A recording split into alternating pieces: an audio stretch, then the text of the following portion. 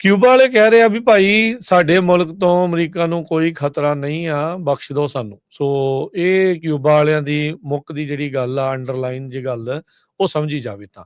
Cuban president ਮਿਗੇਲ ਡੀਏਜ਼ ਉਹਨਾਂ ਨੇ ਕਿਹਾ ਵੀ poses no threat, Cuba poses no threat to US. ਕਹਿੰਦੇ ਵੀ ਨਾ ਹੀ ਕਹਿੰਦੇ ਵੀ ਸਾਡੇ ਕੋਈ ਅਗਰੈਸਿਵ ਪਲਾਨ ਆ ਤੇ ਨਾ ਹੀ ਕੋਈ ਇੰਟੈਂਸ਼ਨਸ ਹੈਗੀਆਂ ਆ ਸਾਡੇ ਕਿਸੇ ਵੀ ਮੁਲਕ ਦੇ ਜਿਹੜੇ ਉਹ ਉਲਟ। ਜਿਸ ਟਾਈਮ ਦੇ ਉੱਤੇ ਹਰਜੋਤ ਸਿੰਘ ਜੀ ਕੈਸਟਰੋ ਸੀਗੇ ਉਦੋਂ ਮਾਹੌਲ ਦੇਖੋ ਕਿਸ ਤਰੀਕੇ ਦਾ ਸੀਗਾ ਤੇ ਅੱਜ ਕਿਊਬਾ ਦਾ ਕੀ ਹਾਲਾਤ ਜਿਹੜੇ ਉਹ ਬਣ ਚੁੱਕੇ ਆ। ਕੈਸਟਰੋਆਂ ਦੇ ਜਿਹੜੇ ਭਰਾ ਆ ਉਹਨਾਂ ਨੂੰ ਜਿਹੜਾ ਹਰਜੋਤ ਸਿੰਘ ਜੀ ਫੜ ਕੇ ਲਿਆਉਣ ਦੇ ਲਈ ਇੰਡਾਈਟ ਜਿਹੜਾ ਉਹ ਕਰਨ ਵਾਲੇ ਪਾਸੇ ਨੂੰ ਗੱਲ ਜਿਹੜੀ ਉਹ ਵੱਧ ਰਹੀ ਹੈਗੀ ਆ। ਡਰੋਨਸ ਨੂੰ ਲੈ ਕੇ ਜਿਹੜਾ ਹਰਜੋਤ ਸਿੰਘ ਜੀ ਰੌਲਾ ਰੱਪਾ ਜਿਹੜਾ ਉਹ ਪੈ ਰਿਹਾ ਸੀਗਾ, ਕਹਿੰਦੇ ਵੀ 300 ਮਿਲਟਰੀ ਡਰੋਨਸ ਕਹਿੰਦੇ ਵੀ ਉਹਨਾਂ ਨੇ ਮੁਲਕ ਭਰ ਦੇ ਵਿੱਚ ਲੁਕਾ ਕੇ ਰੱਖੇ ਹੋਏ ਆ। ਇਹ ਰਿਪੋਰਟਿੰਗ ਪਿਛਲੇ ਦਿਨਾਂ ਦੇ ਵਿੱਚ ਸਾਹਮਣੇ ਜਿਹੜੀ ਉਹ ਆਈ ਸੀ। ਹੁਣ ਉਹਦਾ ਨਾਂ ਲਏ ਬਗੈਰ ਕਿਊਬਾ ਦਾ ਜਿਹੜਾ ਪ੍ਰੈਜ਼ੀਡੈਂਟ ਆ ਉਹ ਕਹਿ ਰਿਹਾ ਵੀ ਨਹੀਂ ਨਹੀਂ, ਸਾਡੇ ਤੋਂ ਕਿਸੇ ਵੀ ਮੁਲਕ ਨੂੰ, ਅਮਰੀਕਾ ਨੂੰ ਤਾਂ ਬਿਲਕੁਲ ਵੀ ਕੋਈ ਖਤਰਾ ਜਿਹੜਾ ਉਹ ਨਹੀਂ ਆ ਤੇ ਨਾ ਹੀ ਸਾਡਾ ਕੋਈ ਇਦਾਂ ਦਾ ਇਰਾਦਾ ਹੈਗਾ ਆ ਵੀ ਆਪਾਂ ਇਸ ਪਾਸੇ ਵੱਲ ਨੂੰ ਅਗਰੈਸ਼ਨ ਦੇ ਨਾਲ ਜਿਹੜਾ ਉਹ ਅੱਗੇ ਵਧੀਏ।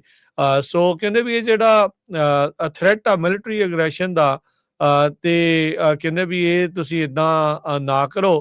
ਕਹਿੰਦੇ ਵੀ ਇਹ threat itself is a international crime. ਹੁਣ ਇਹ ਦੁਹਾਈ ਪਾ ਰਹੇ ਆ ਵੀ ਭਾਈ ਸਾਨੂੰ ਧਮਕੀ ਦੇਣਾ ਹੀ ਇੱਕ ਅਪਰਾਧ ਜਿਹੜਾ ਉਹ ਹੈਗਾ ਆ।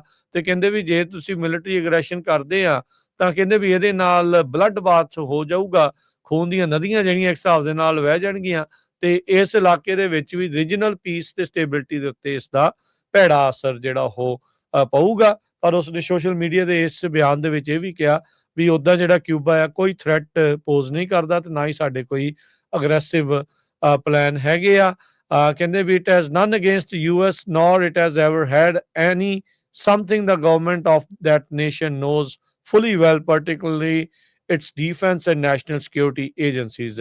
ਪਿਛਲੇ ਹਫ਼ਤੇ ਦੇ ਵਿੱਚ CIA ਦੇ ਜਿਹੜੇ ਟੌਪ ਦੇ ਲੀਡਰ ਰੈਡਕਲਿਫ ਉਹ ਕਿਊਬਾ ਦੇ ਨਾਲ ਮੁਲਾਕਾਤ ਜਿਹੜਾ ਉਹ ਕਰਦੇ ਆਏ ਸੀ। ਟਰੰਪ ਉਹਨਾਂ ਦੇ ਨੇ ਮਜ਼ਾਕ 'ਚ ਵੀ ਜਿਹੜਾ ਇਹ ਕਿਹਾ ਸੀਗਾ ਵੀ ਚੱਲ ਕਿਊਬਾ ਨੂੰ ਆਪਾਂ ਲੈ ਲਾਂਗੇ, ਦੇਖਦੇ ਹਾਂ ਵੀ ਫਰੈਂਡਲੀ ਟੇਕ ਓਵਰ ਜਿਹੜਾ ਉਹ ਕਰ ਲਵਾਂਗੇ। ਸੋ ਲੈਟਸ ਸੀ ਕੀ ਹੁੰਦਾ ਆ। ਪਰ ਕਿਊਬਾ ਵਾਲੇ ਇਸ ਟਾਈਮ ਪੂਰੀ ਤਰ੍ਹਾਂ ਡਰੇ ਪਏ ਆ। ਡਰਨਾ ਉਹਨਾਂ ਦਾ ਜਾਇਜ਼ ਵੀ ਆ। ਪਾਣੀ ਨਹੀਂ ਹੈਗਾ, ਆਈ ਮੀਨ ਤੇਲ ਨਹੀਂ ਹੈਗਾ, ਬਿਜਲੀ ਨਹੀਂ ਹੈਗੀ, ਲੋਕ ਪ੍ਰੋਟੈਸਟ ਜਿਹੜਾ ਉਹ ਕਰ ਰਹੇ ਆ। ਸਥਿਤੀ ਉਹਨਾਂ ਦੀ ਅੰਦਰ ਖਾਤੇ ਖਾਸੀ ਮਾੜੀ ਜਿਹੜੀ ਉਹ ਬਣੀ ਹੋਈ ਆ। ਤੇ ਆਪਣੇ ਗਵਾਂਢੀਆਂ ਦੀ ਵੈਨੇਜ਼ੁਏਲਾ ਦਾ ਉਹਨਾਂ ਨੇ ਦੇਖਿਆ ਵੀ ਬਣਿਆ ਕੀ ਆ, ਵੀ ਪ੍ਰੈਜ਼ੀਡੈਂਟ ਨੂੰ ਚੱਕ ਕੇ ਲੈ ਜਾਂਦਾ ਤੇ ਕਰ ਉਹ ਜਿਹੜਾ ਉਹ ਕੁਛ ਨਹੀਂ ਸਕੇ। ਸੋ ਹੁਣ ਅੱਗੇ ਕੀ ਬਣੂਗਾ ਇਹ ਆਉਣ ਵਾਲਾ ਸਮਾਂ ਦੱਸਦਾ ਹੈ। ਪਰ ਹਰਜੋਤ ਸਿੰਘ ਜੀ ਕਿਊਬਾ ਵਾਲੇ ਇਸ ਟਾਈਮ ਪੂਰੀ ਤਰ੍ਹਾਂ ਘਬਰਾਏ ਪਏ ਨੇ।